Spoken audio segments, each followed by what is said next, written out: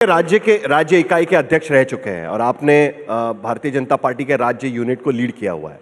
एक सबसे बड़ी चुनौती बीजेपी के सामने यह भी कही जाती है कि बीजेपी के पास उनकी अपनी लीडरशिप नहीं है।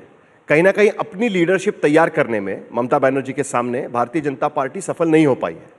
आपके पास क्या लीडरशिप क्राइसिस आज की तारीख में दिखाई देता है? जो आप नेता आपके पास लेते हो वो ममता बनर्जी के पास चला जाता है। उसमें बाबुल सुप्रियो से लेकर कई सारे नाम हम उसमें जोड़ सकते हैं।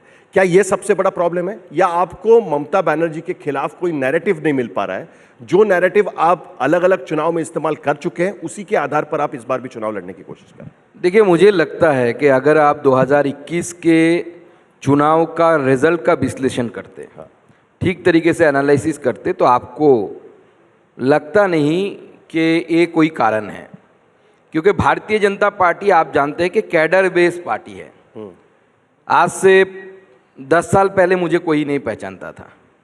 अब बंगाल में किसी भी जगह पे जाएंगे तो मेरे नाम, मेरे फोटो से लोग पहचान लेंगे। आप तो केंद्रीय मंत्री भी है तो वो तो अलग बात है, आज केंद्रीय मंत्री का दायित्व है। तो पार्टी बनाती है लीडरशिप। यहाँ पे भारतीय जनता पार्टी के मूल जो स्ट्रेंथ है, जो टीएमसी के पास नहीं है, वो हमारे कार्यकर्ता है। नीचे कार्यकर्ता काम करता है।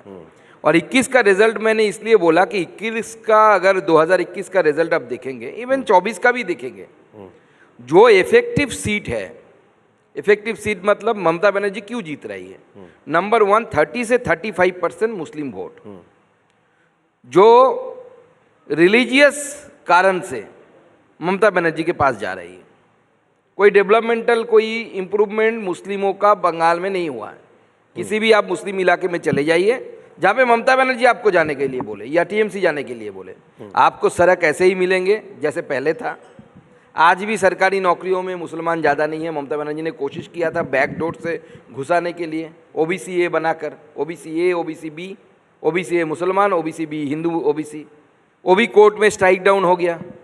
तो इस बैकडोर से किसी भी समाज का भला नहीं हो सकता। आप किसी की समाज का अगर भला करना चाहते हैं तो उनको ये वोट बैंक जो बना के रखा है, ममता बनर्जी अपने भाषा में कहती है दूधेल गाय, दैट इज मिल्किंग काउ। वो खुद कहती है, उनका खुद का स्टेटमेंट है, she considers Muslim as a milking cow.